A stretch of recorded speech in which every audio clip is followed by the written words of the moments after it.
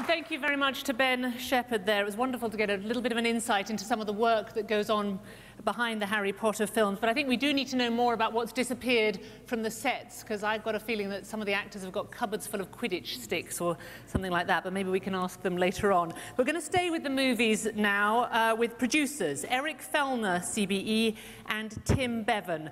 These are the co-chairmen of working title films, and their films include many favourites: Four Weddings and a Funeral, Notting Hill, Bridget Jones's Diary, more recently Senna, and Tinker Tailor Soldier Spy. And to interview them for us today, please welcome journalist Adam Dawtrey. Adam.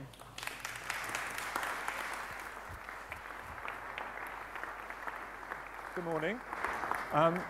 So we heard about the Hollywood blockbuster end of British production with Harry Potter, but really, working title, although they're backed by a studio, represent more the British independent end of the spectrum. And it's worth pointing out that we're in the middle of something of a purple patch in British independent cinema. One normally rather cynical journalist even went so far as to call it a golden age. Since the King's Speech, we've had an extraordinary run of hits from the In-Betweeners. We mentioned Senna, Johnny English, Tinker Tailor, The Iron Lady, Woman in Black, Best Exotic Marigold Hotel. Some of these films have done around $100 million worldwide. Now, you'll have spotted that they weren't all made by working title. Only three of them were made by working title. But I'd argue that none of them could have happened without the example that working title has set, and without the pioneering path that they have beaten since the mid-1990s with Four Weddings and a Funeral and beyond. I mean, working title really sort of put down the template for using international finance, marrying that with British talent to make distinctively British movies on a budget that appeal to global audiences. It's a remarkable story, and you know, many of these films also have appealed to many different audiences around the world. I mean, Senna was big in Brazil, of course, and big in Japan. Johnny English is huge in Asia. Very few British films are huge in Asia, but Rowan Atkinson has an amazing audience there. Tinker Tailor was huge in Sweden. It had a Swedish director, go figure. But you know, this is an example of how broad their spectrum is. Really, for the last 20, 30 years, working title has been, you know, broadly and consistently, it's the most successful British film production company ever. Forget Rank, forget Corder, forget Ealing, with a nod to Harry Potter, which has made more money, but broadly across the spectrum, the most successful British film production company ever. It's an amazing achievement. So we're going to show you some VT, which goes on for a little while, because there's a lot of it, because they've done a lot. And then I'll introduce Tim and Eric.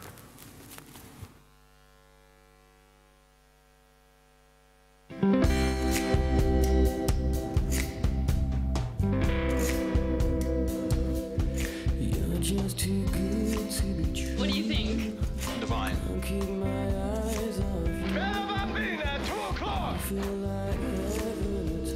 No sense rushing things.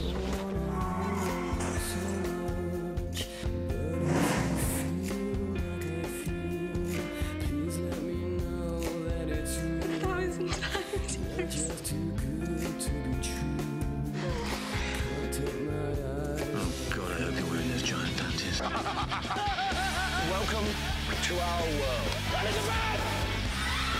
You half-brain, dog-sucking son of a bitch, get over here! Pleasure to meet you. It's a real fight! Let's kick some bottom.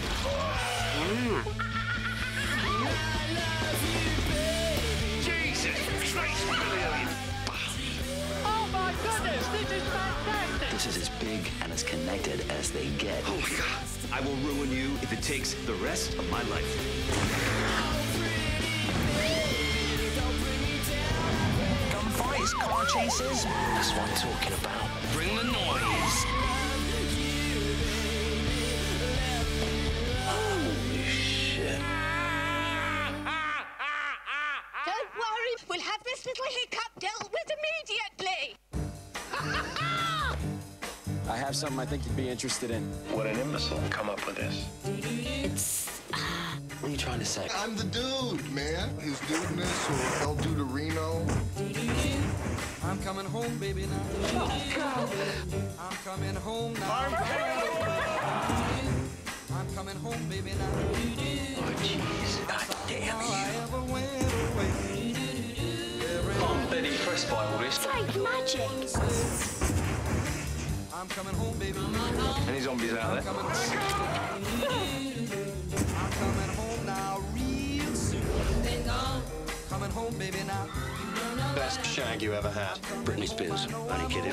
She was rubbish. Expect me any day now, real soon. Give me the CD and I'll be the money, dickwad. Has it ever occurred to you this could be a lot more complex? I mean, it's not just, it might not be just such a simple... I'm in this for everything I've got. Just a girl standing in front of a boy, asking him to love her. You think you can come here and turn my whole world upside down? Richard Jones, will you marry me? Witnessing his courage, his humility, and the power of his art will carry you home. You are a son of God. Nobody ever called me a son of God before. I love you. Oh my God. Did you see that, sir? This is a crucifixion. I'm coming for you. We're gonna be fine. Let them come with the armies of hell! They will not pass! Are you ready to die? Yes, Commander! Yes, Commander! Yes, Commander! Remember who you are. Do not be afraid of them. Let's do this. I'm gonna bust this thing wide open. Is that absolutely necessary? I'm you, God. Let it all be done.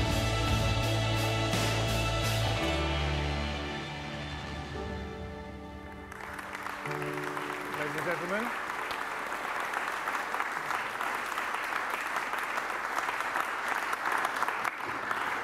They are the most successful British producing partnership ever. Tim Bevan and Eric Fellner. So over $5 billion in worldwide box office, nearly $1 billion in the UK alone. And also the only British company ever to become a real A-list player in Hollywood while keeping their London base. I mean, how challenging is it to straddle that transatlantic divide?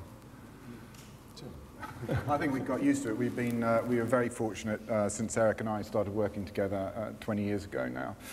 We've always had a backer. To start with, it was Polygram, and then it was now it's Universal with Studio Canal as well. And those backers have always allowed us to have enormous creative autonomy, and they've provided us with worldwide distribution. And really, what Eric and I do is we focus on working with the brilliant talent, mainly in this country, and develop movies. I mean, the other thing, what we've tried to do, and it was accidental and now we see it as a strength, is turn being in the UK into a positive thing rather than a negative thing.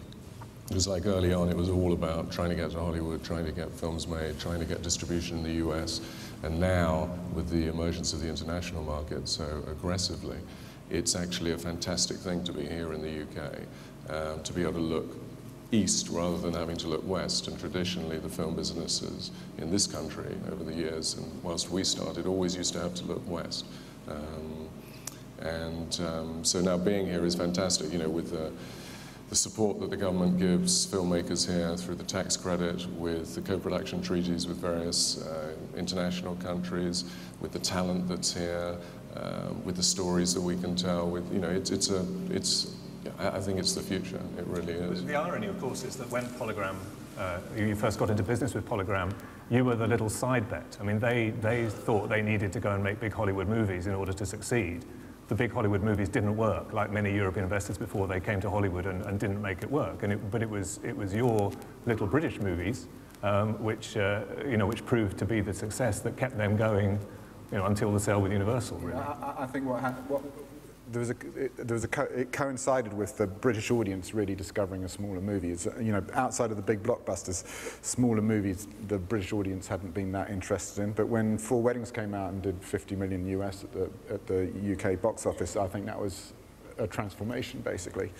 And ever since then, we've always run a slate, Eric and I, which is unlike a lot of British producers, and we've always made sure that we've had what we'd call a big bullseye in the slate, so that we have a Rowan Atkinson movie, or one of Richard's movies, or a Bridget Jones movie going to balance up some of the more risky fare that we've done. And on those more commercial movies, as the British audience has been absolutely fantastic. And we've used the British audience as a springboard to the rest of foreign, basically, and we've made the British campaign, as it were, like a US campaign on a big studio picture, and then that's permeated around the world, and the films have had a lot of success. And on the whole, you know, when we started, it was sort of, you get 50% out of domestic and 50% out of foreign, and we've always bucked that trend, and we've always had about 75% of our revenues come out of the foreign marketplace. I mean, for a long time, it felt rather frustrating to you that your films hit a ceiling, often a decent ceiling, but still a ceiling in the States. I sense that you're a bit beyond that now. You sort of see there's a... No, listen, we look at David and the Bond franchise and wish that our films could do 200, 300, 400, 500, 600, 700, 800 million in the States, but, you know, we're not making those movies, so it's a dream that may never come true, but you know... discovered that there's an international market, an international appetite for British films in a way that nobody really believed was possible. Yeah, and I think it's a cultural thing too. I think there's an international appetite for British culture, which is really important. And you know, we try to work for the best writers and best directors, and we try to be very specific. In fact, I remember talking to Richard Curtis a number of years ago, and that there's something interesting about both the big commercial films and these smaller films that we make. When there's cultural specificity in terms of what you're making a film about, it tends to respond, the audience tends to respond to it. So a Billy Elliot or a Full Monty or a Full Weddings, where they're very culturally specific in terms of what they're dealing with in our society, audiences seem to respond well to the honesty of those, of that. But of course, Richard Curtis, interesting to mention Richard Curtis because it's a little known fact that he's really a Hungarian Australian who only got a British passport only 10 years ago. Tim, I think you're really from New Zealand. So when we talk about Britishness and British talent, we're actually talking about a very complex thing here, which perhaps makes it more likely to appeal to an international market because it comes from a very international sensibility. Yeah, I mean, you know, we've always based ourselves here primarily in the UK. We have an office in Los Angeles as well. And, you know, there's 30 of us working in wherever the office is here. On the whole, they're British. And I think that is the cultural specificity of the films that we make. We tend to work with British directors because I think both Eric and I believe that, you know, we punch way above our weight in terms of directors. You know, and it's just a good place to work. We live here, our families are here, and it works well. We can also make them cheaper here. I mean, I think that's a very important factor as well, is that we have brilliant crews that are not unionized to the same level as they are in America. And the skills base is just as good as anywhere else in the world. And thanks to the tax credit and all the rest of it, is we can make these pictures cheaper. And we probably wouldn't get to make the same number of films as we do, certainly, if we were based out of Los Angeles. But do you feel that there is something inherent in British culture and British talent and British material which is inherently internationally appealing, that is a natural partner to international money? I think if you make the right choices, definitely, and it can be anything from a tiny little film like Billy Elliot to a huge film like Harry Potter. I think what Tim was saying about emotional and cultural truth is really important. Audiences are very, very quick to pick up if something is mid-Atlantic, if it just isn't real or it doesn't work. And I think that our experience is if you put an American mainstream movie and an English mainstream movie into the marketplace in Spain, Italy, Germany, wherever, I think if they're of the same quality in terms of both being good films, people would choose the English film over an American film just because I think people are starting to tire of American culture. I mean, American culture is great, but I think that there is more of a choice to support European or international cinema.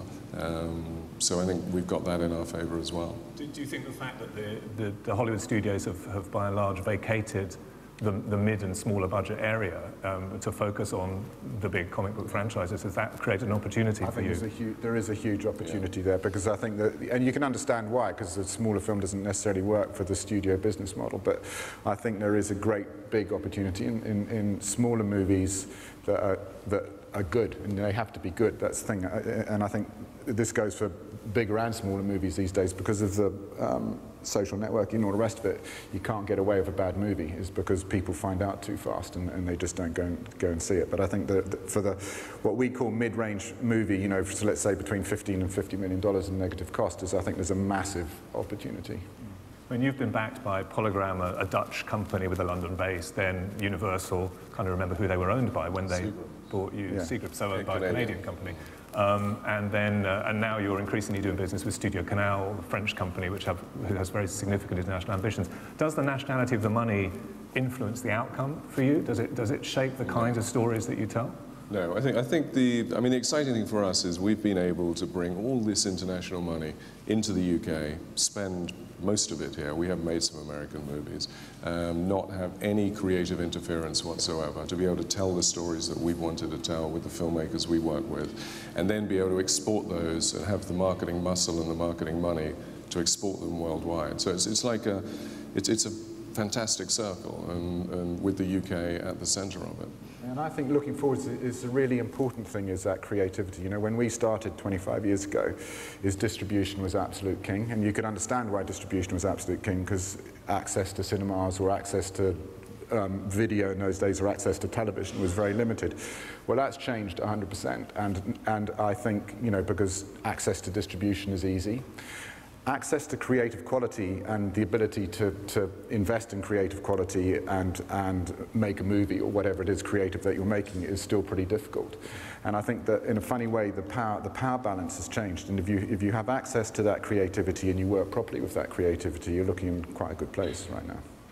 But in terms of your breakthrough, I mean, it was the fact that you had access to an international distribution machine, which really enabled you to translate the sort of British talent onto the world stage. That's changing, isn't it? We are in a digital, you know, that was in an analog world, basically, and we're halfway into this, through this transformation, and who knows where that's going to end up, basically. But do you think it'll be possible to make global hits without that kind of backing of an international theatrical distribution machine? Yeah, absolutely, because the whole distribution mechanism is entirely different.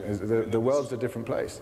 The traditional studio model as we know it, and excuse me, Josh, is coming to an end. And you know, it's the next 5-10 years, it's going to be a very, very different platform. And, you know, because everyone will be able to access distribution in whatever form they want. And the critical thing is going to be being able to make a movie, because the perennial in all of this, of course, is that a movie that's 100 minutes long, although some filmmakers seem to ignore that these days, but a good movie that's 100 minutes long has lasted 100 years, and one doesn't see why that shouldn't, as a form of entertainment, last another 100 years. Do you think that this all means that Los Angeles as a place, Hollywood as a place, becomes less important? I mean, you guys have got a very strong presence there. Is it less important than it was 20 years ago? The creative, there's still, you know, the hub of business is ongoing there, and even if the studio model as we know it today ends, it'll still continue in some form or another. The agents are there, the lawyers are there, an awful lot of the talent is there. A lot of the English talent is there, you know, because they're not always able to come back here and get the work that is of a level, or, you know, the pay packet. I've never known an artist be... well, go after the money. Yeah, no, never. Strange. They're artists, Tim, they're artists. So, yeah, there's a lot of people out there. No, I don't see the demise of LA. But the days when somebody, you know, there was a talent drain that went to Hollywood and didn't come back, that seems to have gone. People seem to move between the two places very readily now. And I think there's a generation of British directors, actually led by Danny Boyle and Richard Curtis in many ways, who decided to stay here. And that's fantastic, because they made a decision that they wanted to make British-based material on the whole. And that, you know, now the next generation of people like the Joe Wrights are looking up to that, yeah. Okay. Well, I think we're already running over time. It's all very brief, and we could have talked for an hour. But we'll say thank you to Tim and Eric, and move on to the next session.